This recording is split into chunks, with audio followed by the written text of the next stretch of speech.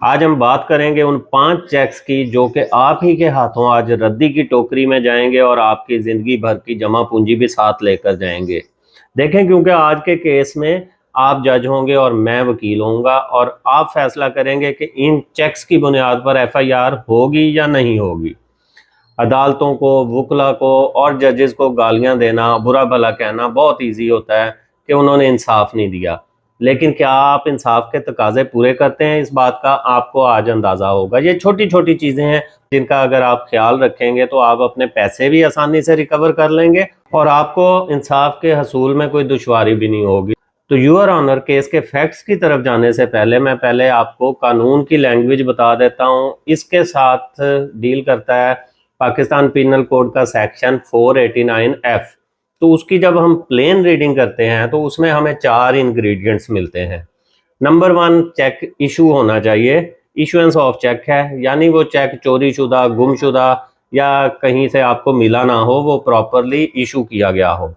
Number दूसरा इसका ingredient है कि डिसऑनेस्टली वो चेक इशू किया जाए। अब डिसऑनेस्टी क्या है कि जिस वक्त आप वो चेक इशू कर रहे हैं, जैसे फर्ज करें आज की डेट में वो चेक इशू हो रहा है और अल्फला बैंक के आपके फलां अकाउंट का इशू हो रहा है, आप कर रहे हैं, लेकिन उस अकाउंट में 10 लाख का आपने चेक इशू कर दिया है और आपके अकाउंट में इस वक्त 50,000 रुपया पड़ा है और उसमें फर्दर कोई पैसे आने की उम्मीद भी नहीं है, तो वो आपकी बदनीयती यहाँ से एस्टेब्लिश हो जाती है।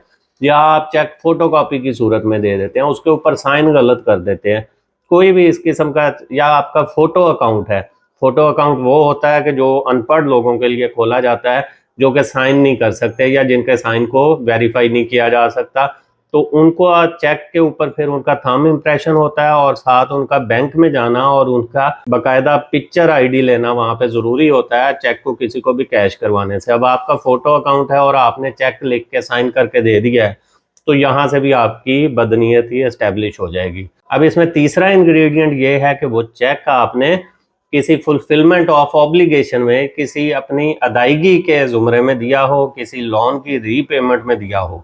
यानी इस सेक्शन के अंडर आपके गारंटी चेक अगर आपने किसी से लिया है या किसी को दिया है, तो वो इस सेक्शन के अंडर आप उसको डील नहीं कर सकते, उसको प्रोसिक्यूट नहीं कर सकते। और लास्ट इसमें कंडीशन है कि वो चेक बैंक से डिसऑनर हुआ हो। अब बैंक के अंदर डिसऑनर होने का मतलब है कि विद इन 6 मंथ उस चेक को आप बैंक के अंदर लेके जाएंगे और बैंक आपको एक डिसऑनर स्लिप उसके साथ इशू कर देगा कि ये अमाउंट नहीं है, कोई भी रीजन हो सकती है, लेकिन वो डिसऑनर स्लिप उसके साथ अटैच होना जरूरी है with in this specified time period. तो यूर ऑनर, अब हम चलते हैं अपने चेक्स की तरफ। तो ये पहला चेक है जिसके अंदर पार्टी ए ने पार्टी बी को पैसे दिए और पार्टी बी से चेक ले लिया। अब वो चेक पार्टी बी ने अपने नाम का देने की बजाय किसी और के नाम का, यानी अपने भाई के, अपने कजन के, अपने रिश्तेदार के, चाचे मामे ताए के या अपनी कंपनी के नाम का दे दिया है। तो अब आपने ये फैसला करना है कि इन 4 चीज़ों को, जो बुनियादी 4 इंग्रेडिएंट्स बताए हैं, उनके तहत उसके ऊपर बी के ऊपर आप एफआईआर करवाएंगे।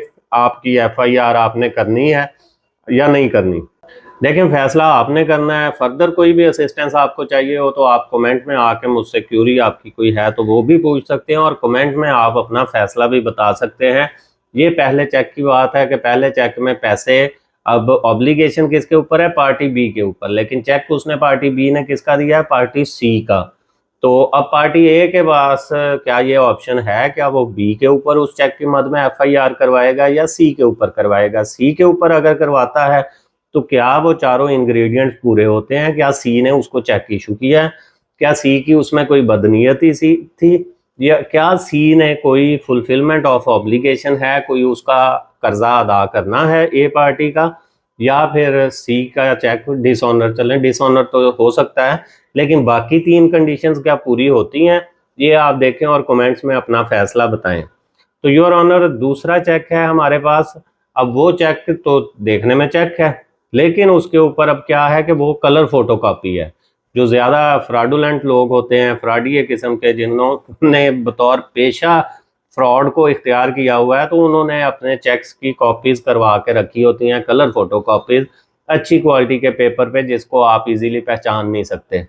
तो वो अब चेक की कलर फोटो कॉपी के ऊपर उसने आपको साइन करके वो दे दिया है। तो जब आप बैंक में डिसऑनर करवाने लेकर गए हैं, तब आपको पता चला है, बैंक ने बताया कि ये तो चेक है ही नहीं, ये तो फोटो कॉपी है। अब इसमें आप ये ज़रूर कह सकते हैं कि इसमें उसकी बदनीयती थी, उसने बदनीयती से आपको वो चेक दे दिया है, तो कलर फोटो कॉपी दे दिया, आपको पता नहीं चला। लेकिन क्या इसमें बाकी के 3 इंग्रेडिएंट्स पूरे हो रहे हैं? क्या सबसे पहला इंग्रेडिएंट है इसमें इशुएंस ऑफ चेक।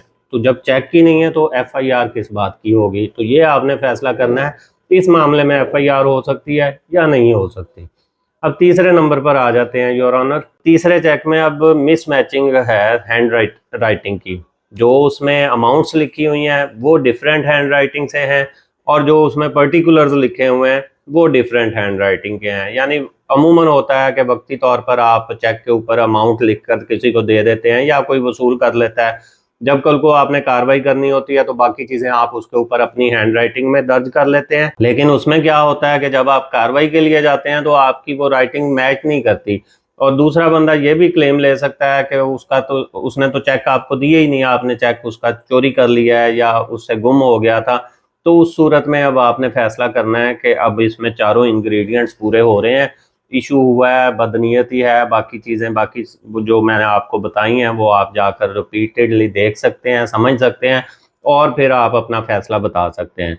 चौथे चेक के ऊपर आते हैं योर ऑनर। चौथे चेक में सारे लवाजमात पूरे हैं, सारे इंग्रेडिएंट पूरे हैं, लेकिन अब उसमें उसने क्या किया है कि जिस वक्त उसने आपको चेक जारी किया है, चेक आपको उसने फर्ज करें आज की डेट में दिया है, लेकिन उसने 6 महीने बाद का चेक आपको दे दिया है, और उसने अभी जाकर फौरी तौर पर पुलिस स्टेशन में दरखास्त भी दे दी है कि उसकी चेक बुक चोरी हो गई है या गुम हो गई है। तो अब आप उसके खिलाफ जब कार्रवाई करने जाएंगे तो आप कैसे इस्टेब्लिश करेंगे चारों इंग्रेडिएंट्स को, बदनीयती को, जबकि वो तो कहेगा मैंने इशू ही नहीं किया, चोरी हुआ है। तो इसका हल क्या होता है कि इसके लिए आपके पास अब कोई तहरीर होनी चाहिए थी, जो कि आपके पास नहीं थी।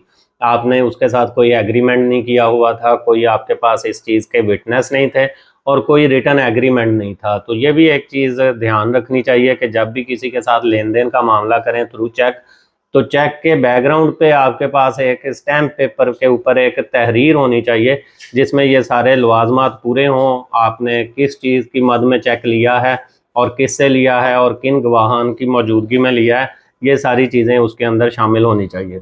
तो योर ऑनर इसका भी फैसला आपने लाजमी बताना है, और अगर कोई क्यूरी हो तो वो भी आप पूछ सकते हैं। और लास्ट में योर ऑनर हम बात करेंगे उस चेक की जो कि आज से 10 साल पहले आपको मिला था। 10 साल तक वो चेक आपने अपने पास रख छोड़ा है, कोई भी उसकी वजह हो सकती है, आपकी निगोशिएशन चल रही थी या आपको लारे लगाए जा रहे थे कि हम दे देंगे, लेकिन आपने उसको डिसऑनर नहीं करवाया या डिसऑनर करवा के रख लिया, और आज आप 10 साल के बाद उस पर एफआईआर करवाना चाहते हैं।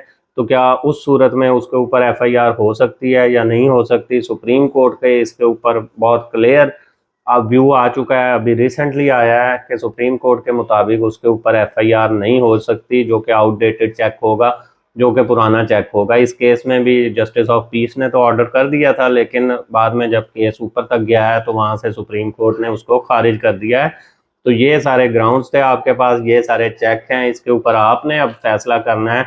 आप अदालतों को तो बुरा भला कहते हैं, जजेस को भी कहते हैं, बाज़ औक़ात अपने वकील को भी कह देते हैं, लेकिन आप खुद इन छोटी छोटी बातों का ख्याल नहीं रखते, जो कि आपको आइंदा से इनका ख्याल रखना चाहिए। तो योर ऑनर अब आपको अंदाज़ा हो रहा होगा कि दूसरों को इल्ज़ाम देने से पहले कुछ आपकी अपनी गलतियां होती हैं, कुछ कमज़ोरियां होती हैं, जिनका फिर आपको अदालतों में जाकर नुकसान होता है और आप ब्लेम फिर दूसरों के ऊपर डालने की कोशिश करते हैं। इसी किस्म की मज़ीद मालूमात के लिए मिलते हैं नेक्स्ट वीलॉग में। तब तक के लिए अपना ख्याल रखिएगा और अपने इस चैनल का अल्लाह हाफ़िज़।